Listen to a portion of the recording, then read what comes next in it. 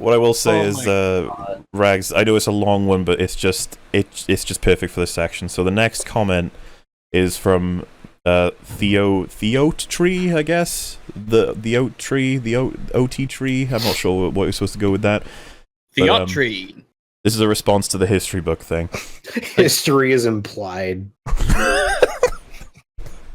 I'm gonna steal that. That's great. Dude, the parallel you're drawing to academic work, specifically regarding history, as that's my area of expertise, just doesn't exist. When using facts as a historian, I'm expected to be able to source my information. And if I cannot reliably source that information, then the fact is unreliable and unusable. Some facts do not require a specific citation in academic articles because they are so commonly known to be true.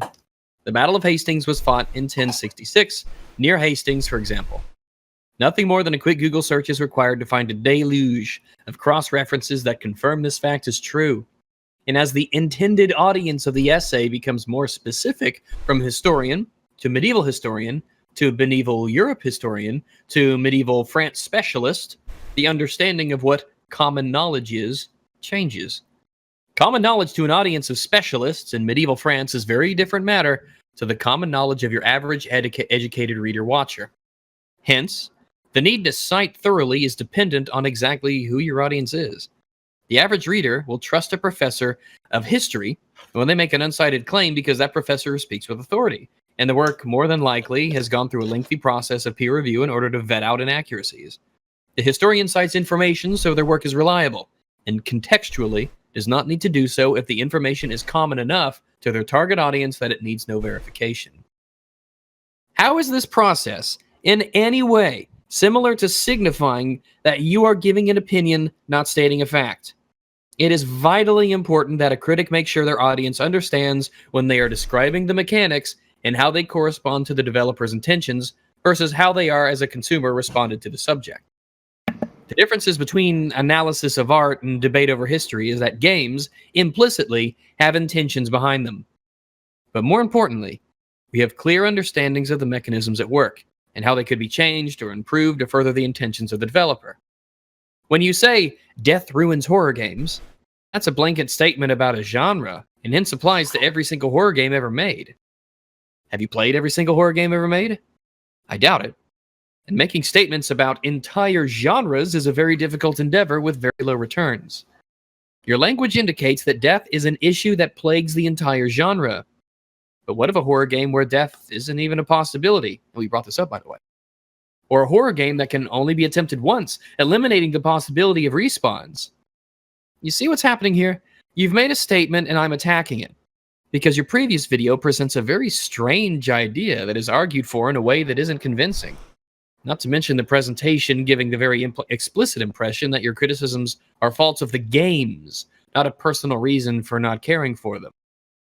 If your video was intending to share a personal feeling, why were references and mechanics brought in, criticisms made, and solutions proposed?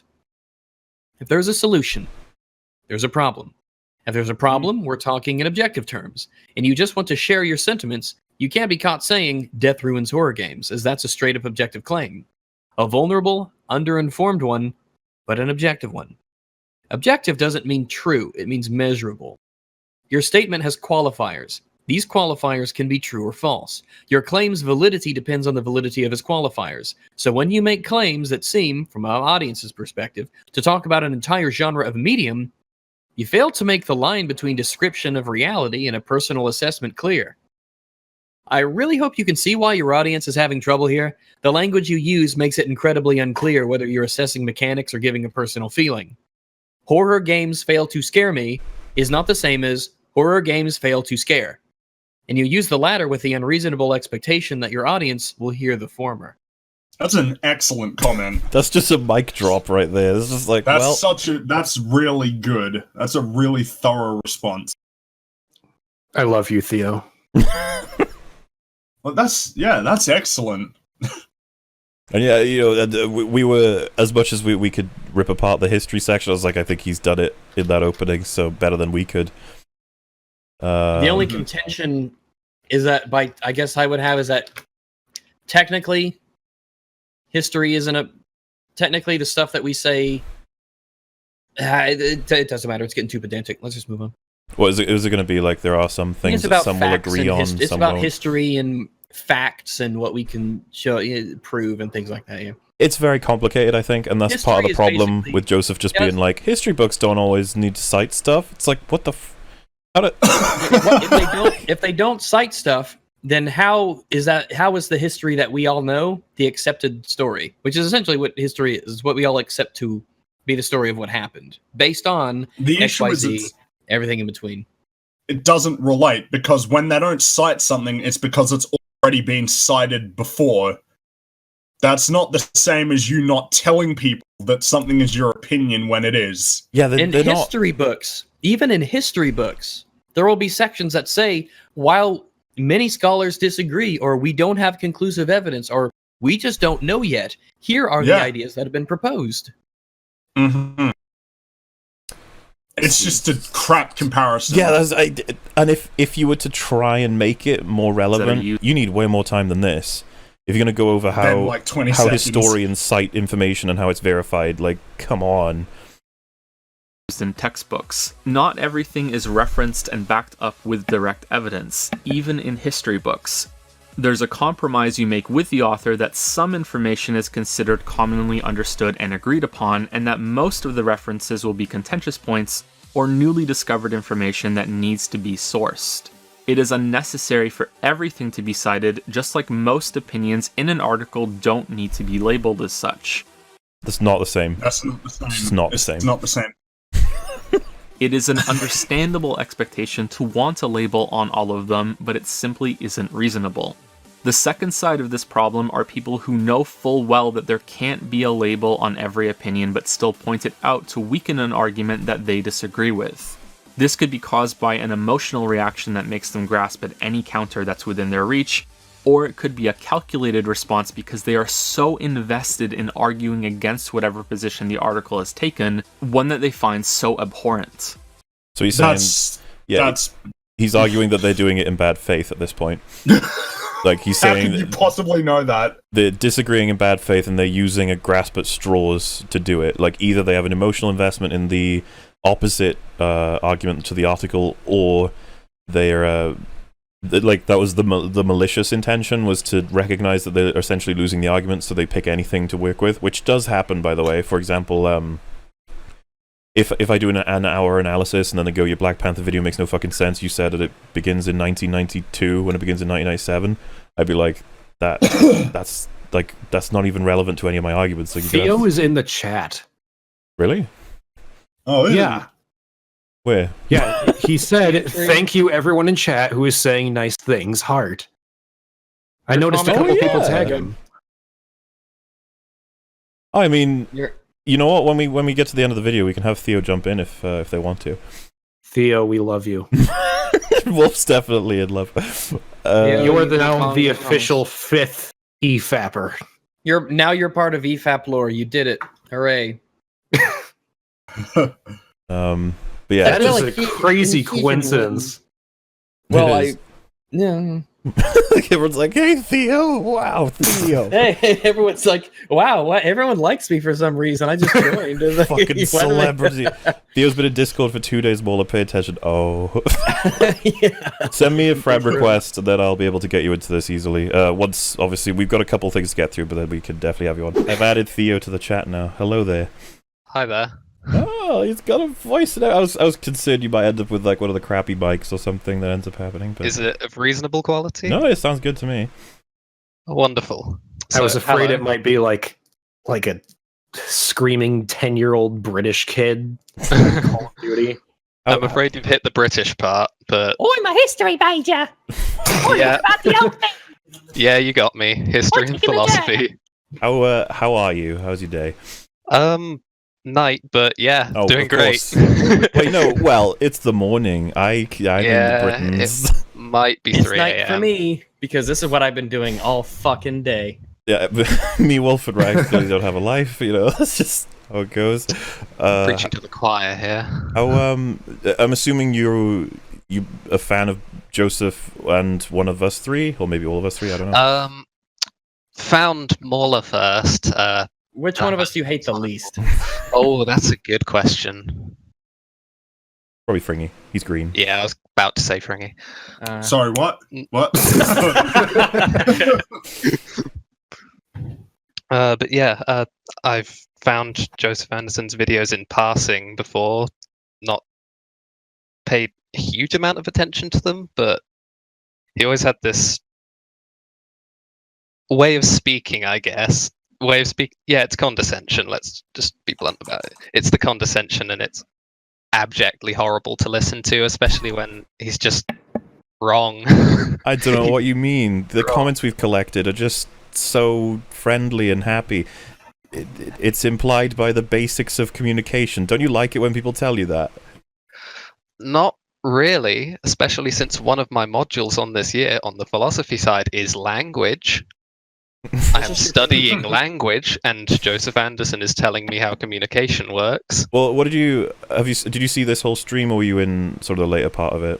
I caught all of this stream. I missed the previous EFAP because I was busy. What do you think of our take on language, considering none of us have studied it, I don't think, or at least in an official capacity? I did it in year 12. That was my subject that I did the best in at school was English. I was going to say I did English language in GCSE and A level, but I don't know if that's really comparable to like taking it to actually studying at university. Yeah. For the most part, taken as in sort of like as a working usage of language rather than trying to delve down the philosophical rabbit hole and find out what things really mean or whatever. Your way of using language seems perfectly reasonable. It allows discussion to take place. In fact, I'd say it's almost identical sometimes to the way Joseph is using it, but he just uses different words and assumes that they mean different things. For example, I'm pretty sure if you put the idea of an objective opinion and a subjective opinion to him in the form of a rational and an irrational opinion, he would agree with you. He just doesn't like it's semantics, isn't it? That's what it comes down to. Yeah. Doesn't like. He's bogged down in the semantics. He Who would hates you the word say objective. The definition of opinion would support more so? Would it be us or him?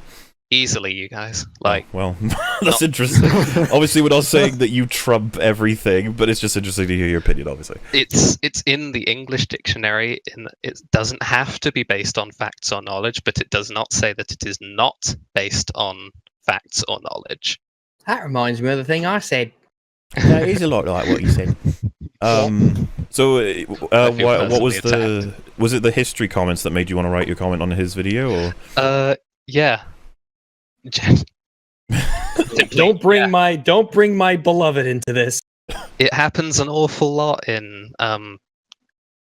critical analysis, in everything of this particular field, in that people will try and drag history in as if history has some kind of comparison.